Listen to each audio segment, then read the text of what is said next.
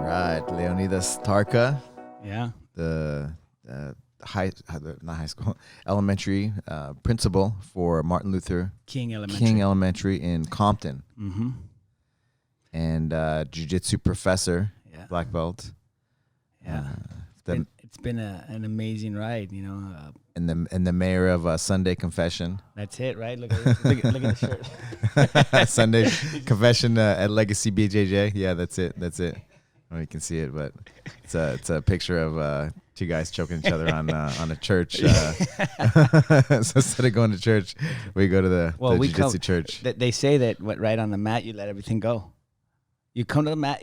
For me, come on the mat. I forget whatever's bothering me. Mm-hmm. And you leave a better person. So it is confession, right? You leave it on the mat. Yeah, that's it. So I've known you now. Yeah, it's been like a decade, and more than that. Seen your kids grow up, and Luca's 14. 14, yeah. He'll be 15 in December. Yeah. So you met him when he was 2. Yeah. 2 years old. Is that incredible? Yeah, it's incredible. 2 years old, my God. I can't believe how time flies, man. Are we already on? Yeah, we're on. Oh, wow. We're on. Okay.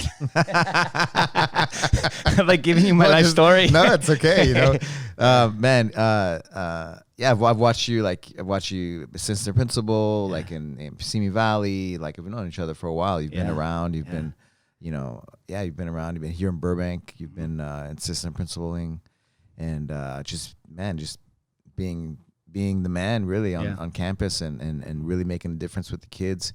At-risk kids, really always putting that extra effort in. And I've seen the kids, I've seen you doing remarkable work with the at-risk kids. And we have kids that are now adults in our program that, we've both collaborated on. And it's been pretty cool to see that. Yeah. And I'd love to talk about it. Yeah. I remember coming from Argentina. We're immigrants, right? And coming to United States and just like not really being into school, so you got to connect with somebody.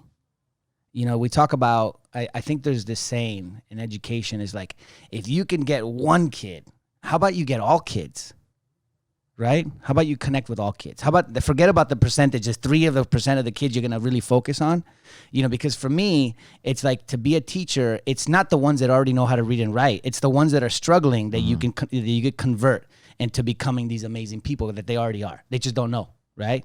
So I was that kid. I wasn't really into school, man. I didn't really like it. And then somehow through osmosis, I got into soccer and it became sports. Sports.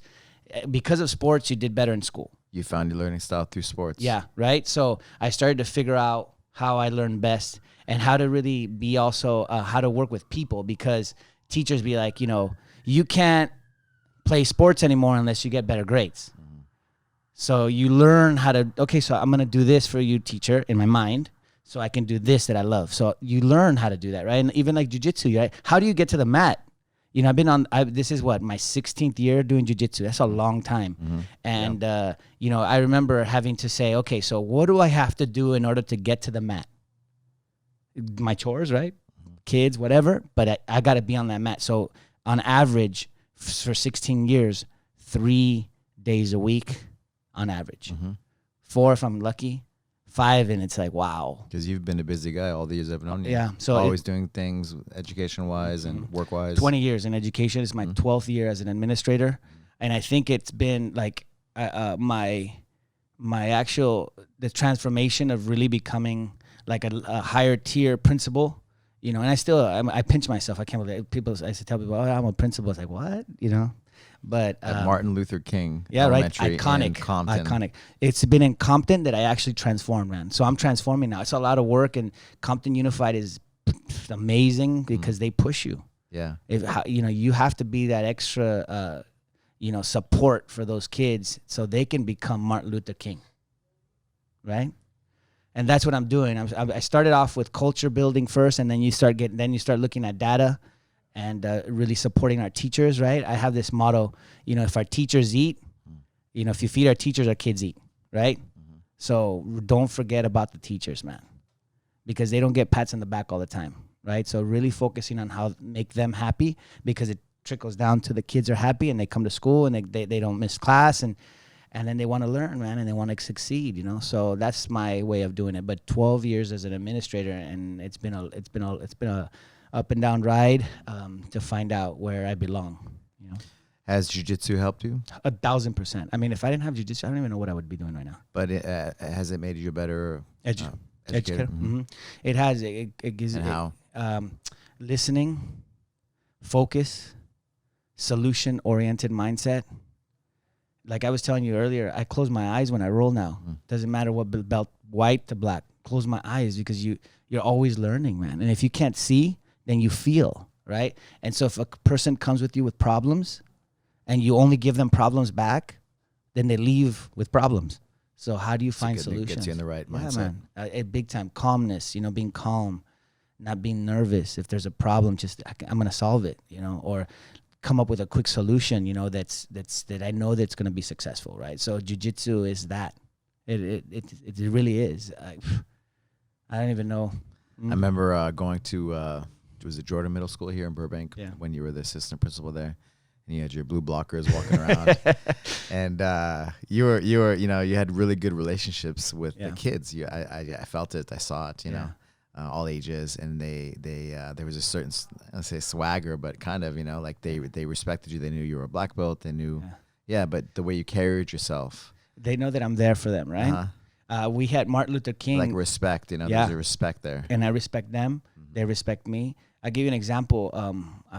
Just the kid comes in all frustrated and angry. And I tell him, I know you're not angry at me, so let me help you, right? Let's find a solution before you leave. And it changes the mindset of the kid. It's like jiu-jitsu, man. Well, I remember coming to you and said, look, I get caught in this position. What do I do? And you took time. And I'm sure you remember that, but we were rolling when I was a brown belt. You gave me 2 hours every Sunday, free, by myself. I know, I forget about all these times. My wife probably doesn't, but that's every Sunday. There was no Sunday confession. No Sunday confession. I'm going to say 7 months straight of Sundays, we would wake up and train in on that little cage. Yeah, I remember that now. That little cage, and I just saw my level go. I mean, it was like, because I would say, okay, you got me in this. Now what? What do I do? And then the next time, you started seeing, like, kind of when you see with your students, right? When you no longer catch them in that position, you're like, wow, they learned something from me, right? So those 7 months of those 2 hours on Sunday have transformed my jiu-jitsu, which now it transfers into my relationships with my kids, my family life, school, on the mat, when I teach on Thursdays, right? Everybody, Thursday, 7:30. But yeah, it's like, it's just all the aspects of jiu-jitsu and the things you learn really transform you as a person, right? Yeah. It's good. So in Compton, we have this, and Martin Luther King, you'll walk, if you ever come to my school, you'll see that all the kids, they don't talk to me. They do this. So I taught them this symbol, and this symbol means you're victorious, right? But you're listening, and we're respecting each other, and we see each other. So across the yard, the kid won't yell, "Hey, Tarca!" No, he'll do this, and I'll do this back, and we're talking nonverbal communication, right? It's amazing. I walk into classrooms, and just to observe teachers, and the kids all go like this. They don't even look at me. They just do this. Do you see what I mean? That's great, dude. The feeling is insane. Right? Connected, with all of them. You're connecting with all the kids. It's amazing, man. It's amazing. Has the neighborhood changed a lot in the last? I'm sure it has, right? Yeah. Well, from NWA days. The NWA days iconic, right? In Compton, but the from all the districts that I worked at as a teacher, administrator, whatever, Compton is the most forward thinking of all. It really is forward thinking, and the superintendent just Dr. Brawley just got nominated, or actually not nominated. He actually got awarded the Superintendent of the Year this year. Man, that's not easy. You're looking at an area where it's socioeconomically poor, and he is transforming stuff, right? So what an opportunity for me to come and learn from that, and then wherever I'd land next, if not if not Compton, that knowledge is invaluable, right? Kind of like jiu-jitsu lessons, right? I walk into, gyms all the time. Like I was in Mexico and I'll go, to San Francisco, Seattle, whatever. I roll and nobody can stop the Alberto crane pass. Yeah, the Tarca knee pressure. Alberto, the crane pass, man. They look at me like, what's happening here? The deep half killer. And it's a tool, right? It's a tool. So those tools, they work everywhere, Well, hey, I'm competing on Sunday, man, against some behemoths, dude, some giants, dude, and we're going to do the crane pass on them. Let's do it. So you've done some books. Yeah. Some bullying books. Yeah, so we went. They once again, how did I do that? Right, right. It's a mindset, man. Nobody could take that away from me, right? And so you've done a few books. Four, and three are it's a trilogy, and my both boys are in the book, so it's like a timestamp, right? So they're gonna go back in time later when they're older, and they're gonna look at, hey, man, I'm in a book. My dad wrote me in the book, but it's about Luca and how Luca stands up to bullying behaviors, right? And so my mindset changed from like, I'm going to stop bullying to really, I'm going to make leaders, right? Because unfortunately, bullying behaviors happens from adult to childhood, right? And whatever the situation is, but if you make more leaders in society, you eliminate those that are bullies, right? By taking away bystanders, and making kids kind of like help each other. So the whole concept of like bullying has transformed to building leaders, and so the three books have been like those three books where Luca stands up and he talks to other kids about the Stop It program and stuff like that. Man, I still read the books to the kids and Martin Luther King, and they're like, they love it, right? Nice. And then, but it was, where can you get those books? You get this on Amazon. Okay. Right. So if you look my name up, Leonidas Tarca. Yeah, the 4 books will pop up, and it, like I said, it also has within the books. Each book, like I said, it is one story to another, but it has strategies for parents when dealing with kids. That, I think we have a lot of this issue, this big issue where the kid is being picked on, and then they come to the office, and then they talk to the parent, and they just say, "You're okay, you'll be okay," but they don't have a solution for it, right? So the bullying continues somewhere down the line. So the book has some strategies that have worked for me as a parent, but also as an educator, on how parents can help kids that are going through that process, right? To be honest with you, I think the best thing that could ever happen, and I've seen this in schools, is when parents get their kids and put them in programs like wrestling or jiu-jitsu, because the kid's mind flips. And they're like, I'm not going to take that from you, because I'm going to tell you first. I'm going to verbally tell you, I don't like that, leave me alone. And to be honest with you, that kind of stops a lot of the problem. So I call it verbal documentation. Like, I'm telling you, I don't like it. Don't talk to me like that, please. If the kid does it again, then I go talk to somebody and say, I just talked to this guy. Now it's your turn to help. You see how it takes away tattling? Because you stood up already. So the kid feels stronger. The other kid hears it. And now you're going for support. Did you, I had Tim Valdez. He put Jiu-Jitsu actually in the schools in New Mexico. That's amazing. And he talked about some of the stories that came out of that. Yeah. But he's actually able to teach like these, it was like, a very at-risk neighborhood and area. Yeah. So it was really interesting. So those type of things I think are transforming. And then the 4th book that I wrote was a kid's jiu-jitsu book, the ABCs of jiu-jitsu, Brazilian jiu-jitsu. And I made it into like a kid's book where a parent who's starting out in jiu-jitsu, they don't know anything about jiu-jitsu, they could go, A is for armbar, right? So it's kind of like that concept.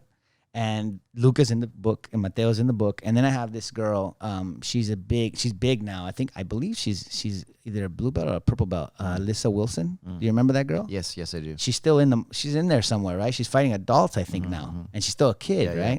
So she was in that book because Moya, that company, helped me out. Fernando Moya. Right? Not Fernando Moya. It's a Moya brand. Yeah. Guy brand helped me out. And we did that book. And, man, that was cool. Right? So still always thinking about what's next, But it's all based on jiu-jitsu, man. Yeah. Why should somebody train jiu-jitsu, or why should a parent put their kid in jiu-jitsu versus maybe some other martial arts? I know we both love jiu-jitsu, but why is it beneficial? We've talked a little bit about it. So before I found jiu-jitsu, I was kickboxing. I did kickboxing for about 8 years on and off, like, you know, and but there was a good stint of like 5 years straight, 5 days a week. The problem with that was that I got really aggressive. So, you know, I was still a kid. I started at 18, and I would walk around. If you looked at me weird, I felt in my mind that I'd take some guy out and practice, like sparring, that what's this guy looking at me for? That's, to me, personally, right? I see kids that learn boxing in schools, and they want to test their skills, right?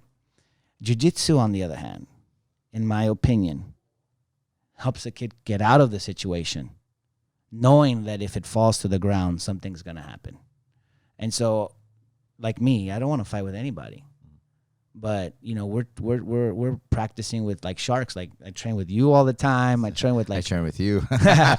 Professor Tom, who's a monstrosity, you know, and all these like guys that, and you know, we're rolling. And man, you imagine getting a dude that doesn't know anything on the floor. Forget about it, right? Yeah. So I think parents have to really look at that. Like, you know, what makes my kid humble, safe, and solution-oriented mindsets to get out of situations instead of saying, like, let me put my fist up and let me knock you out, right? In my opinion, that's why parents should do that. But also, I think there's a connection. You know, like, I can't wait till my boys come back to jiu-jitsu. They're like they're both soccer players, right. And the other one's like a stunt man already. Mateo, he's like jumping and doing parkour, and he's in like move videos now. Okay, He's a beast. YouTube. Yeah, he is. He got all these YouTube things. He does flips in the air or whatever. But when they come back, man. The other thing also, you know, I think. Did you ever go in the garage with them and play absolutely, around? yeah. Lucas 5'9". 5'9". Yeah, I'm shrinking, dude. That's how it goes, huh? He's 5'9", dude. He's 5'9", 145 pounds. Where did he come from, dude? He's not my kid. I don't know, dude. But so put that on the mat again. Yeah. Right? So I think parents should definitely really consider jiu-jitsu as an extension to education. I like what Professor Valdez is doing, man. If we could get jiu-jitsu into schools, that you know, let's transform this. You know, stuff. the Sheik in Abu Dhabi, they have it in the schools, right? Yeah. So they have like a whole town of Brazilians and stuff there. You told me that. And then in Rio de Janeiro, I think this year actually they put it into the schools in Rio de Janeiro. I want to start eventually. Like I want to wait 4 more years. Now I realize I have my path. 4 more years of high school with my boys. He's a freshman now. Really kind of have time to really mold him on to become a man. But in about 4 years, I'd like to start my own school, and the main PE, physical education, is going to be jiu-jitsu. It's going to happen. I know it. So far, I've been pretty lucky. Everything I wanted has come. So yeah, I believe it. 4 years, man. 4 years, jiu-jitsu is going to be the main staple. You know, Scott Sonnen, the TACFIT creator, he has a TED Talk, and he talks about his journey, and he found his learning style. He was, like learning disabilities, blah, blah, blah. And he found his learning style through martial arts.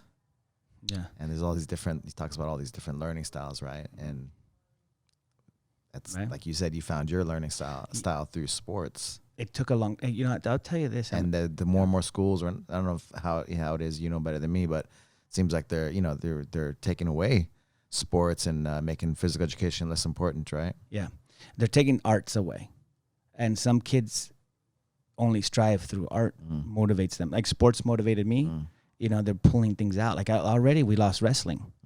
Very few schools in California still have the wrestling program. I think San Fernando's one of them that still has it, you know, but not too many around here have wrestling. So they are moving physical education out of stuff. And I think it's like vocational skills. What about it? What if a kid doesn't want to be a doctor? He wants to be a mechanic, or, you know, he wants to be a welder or whatever. You take that away from them, then they don't have options, right? I learned this, by the way. You talked about learning styles. You know, I'm just an average dude, man, and I know that I know that it takes me a long time to really. It took me a long time for a long time to focus. Yeah, I remember going into meetings and my principal, when I was assistant principal, hey, Tarca, you okay? It just lose focus, right? The jiu-jitsu has really taught me about ADD, ADHD. I have, we were undiagnosed at the time. Right. But again, this simple thing. Like, see this right here? You know, like a Gabriel grip. Yeah. If something happens where I can't focus, couple reps. Get me back in. All right, I'm ready. Focused. Let's go. So how does jiu-jitsu help you? That's another thing for kids, right? Kids that cannot focus or stand still, they're bored out of their mind. Let them, the jiu-jitsu goes in the mind. The brain is crazy, huh? The mind is amazing, crazy. amazing. So even as a principal, man, I got to still do it. I still got to focus, channel myself. It's grounded you. Yeah. How many years? 16 years? 12 years as an administrator, 20 years in education. But in jiu-jitsu? 16, man. Yeah, 16. So it's all been interconnected, huh? Amazing. All these years. Amazing. I cannot believe it. I still have my ears, by the way. I have good cartilage. I wish I could say the same, but I try to take care of it a little bit. No, man. One day my ear inflated. It got all puffy and stuff. Oh, okay. And we poked it. It's susceptible. Yeah, we poked it, and then but remember, it's a funny thing. So up until purple belt, never, ever, ever got out of my guard. My guard was pretty good. So why? All those years of soccer, right? Yeah. So why? So it's brown belt and above that I became like I could play on top, and found my game. But now when we play, like I said, I roll with my eyes closed now, and I'll play either position. I feel the guy out, but it's protected my ears. Do you see yourself training till it's that time? Till it's time to until we die? Absolutely. I think that, if you look at like people my age, it's like, I don't have a dad bod. Not yet, right? Nah, man, you're buff. Yeah. Buff principal. Yeah, so. Baddest principal on the planet. That's it, man, right? Bringing education to the forefront. Yeah, no, so I see myself training forever. It makes such a difference for the kids, right? To see that too, right? Like you're healthy, you're strong. I walk to school. I walk to school every day. I walk into all the classrooms every day. Right? I'm making a point to do activities. We did a Halloween parade at our school, and I danced for the kids, man, in the middle. Dance contest. I called out the parents. What parent wants to dance against me? Let's do this for the kids. And that's because you're healthy. For sure. Your mind is healthy, right? So why would I stop something that makes me alive? That's it. We do modify our jiu-jitsu, right? We don't have to go 100%. We're smarter than that. But I'm looking, man, 90 more years of jiu-jitsu. At least, right? So there was a kid that I remember you just talking about some like at-risk kids and those kinds of things. There was a kid that I remember he was like a rapper. I know him. I have his video. Yeah. And I remember you show him. I remember seeing like a couple of videos of him. Yeah, like rapping, and you brought him to Malik Valentine. Yeah, Malik. And I actually saw him I saw him at some restaurant. Yeah. And I said, "Hey, how's it going?" And he told me, it was years after I think he graduated. You made me cry that day, by the way. These kids, they touch you a certain way, and man. he told me, I told him, like, I saw your video, Principal Tarca, and he got emotional on me. He's like, "You changed my life." Yeah, man. Changed my life, and this and that. It still hits me. Can you share some of that story? Yeah, I want to share the story. So I was at the continuation school here in Burbank, which was one of my favorite, I really enjoyed it.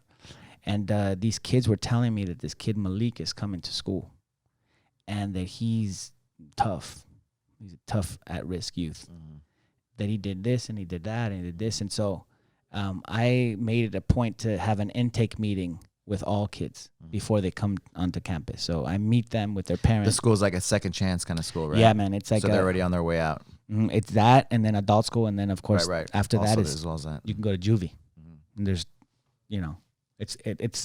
it's not comprehensive school. It's an alternative school, right? So this kid Malik, he his meeting day is there, and I pumped up, man. I was pumped, like in a way that I've never been before. Like ready to pounce, man. We're gonna roll. It's tournament time. And the counselor saw me and says, "Hey, Tarca, why you all pumped up, man? You're like flexing." And I'm like, "I'm ready. This kid's not gonna come and ruin my school. We've done too many good things here. I can't have a kid come in. He's gonna know." Kid walks in with the biggest smile I've ever seen, shakes my hand. "How are you, sir?" I stopped the meeting. You man up. I stopped the meeting and I said, I'm sorry. Let me start all over. I made a mistake. I read your file. I listened to all these kids telling me about you. I thought you were going to be a monster in front of his dad. I made a mistake. You seem like an amazing kid. You're about to cry, man. Dude.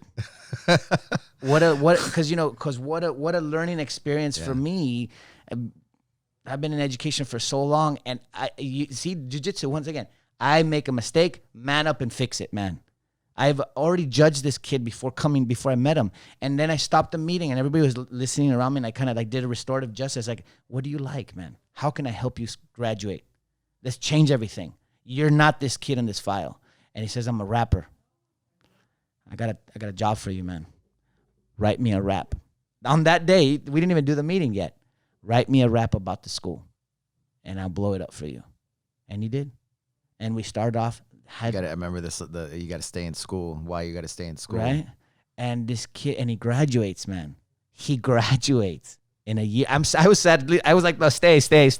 And he graduates and he leaves, you know. And but it changed me as a person, you know, because you cannot judge somebody until you meet that person. So I have like teachers tell me now, this kid, man, from last year, and I said, stop.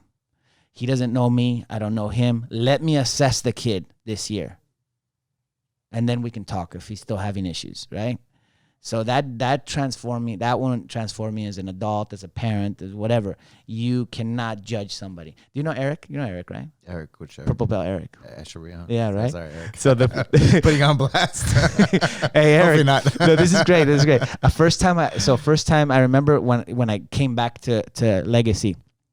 Moving back to Burbank and then coming back to Legacy. Yeah. Eric was I saw Eric, blue belt, right? I looked at him. I was like, man, this guy, look at this cholo.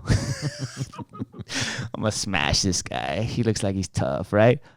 Freaking nicest guy in the world, man. I love that guy. You know, but I remember, and I told him, I said, the first day I met you, I was like, I judged him, man. I was like, would you, he came in, and like bald, beard, and I'm like, this guy. He's one of those guys, right? He became one of my best friends. Yeah. He became one of my best friends, right? One of the nicest guys. Right?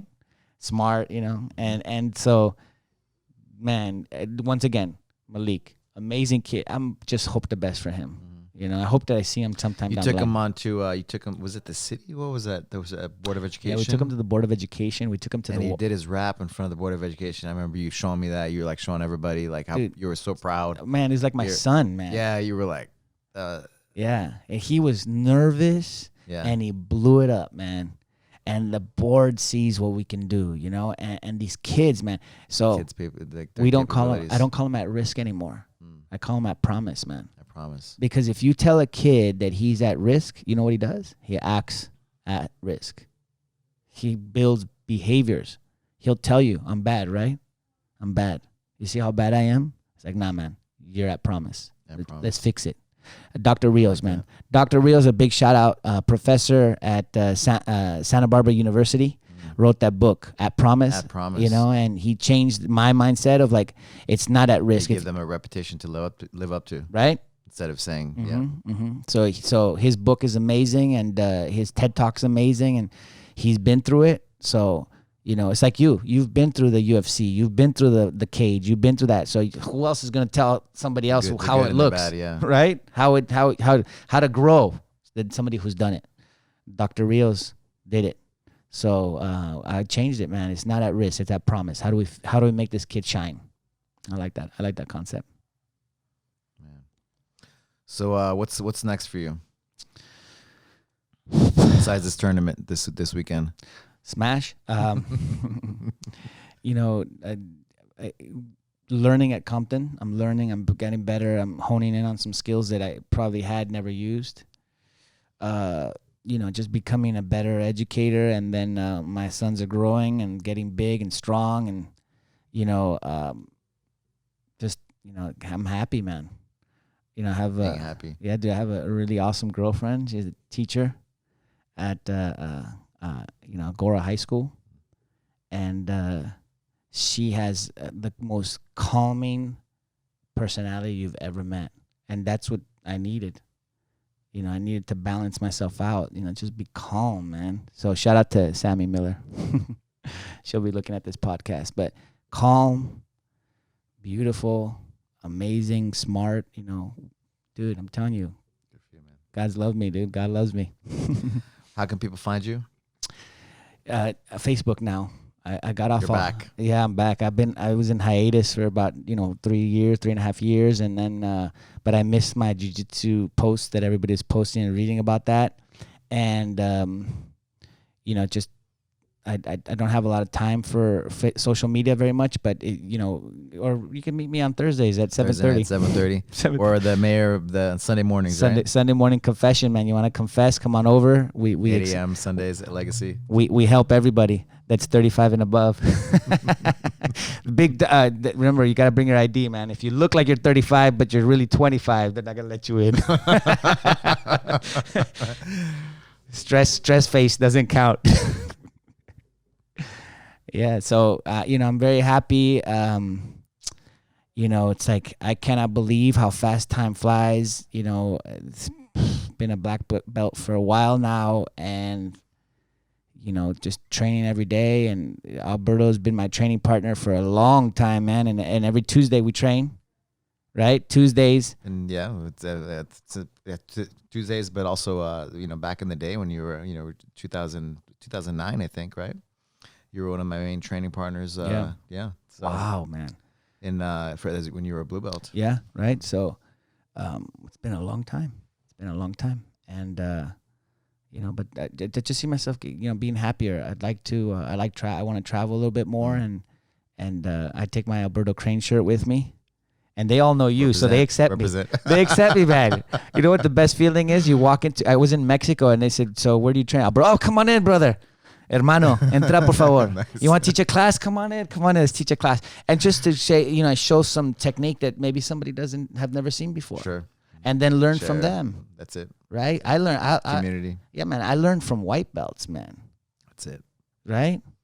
I learned from white belts, and they have something that they want to show. And so one thing before we end, one thing that it did, that I have lost my ego completely. Isn't that awesome?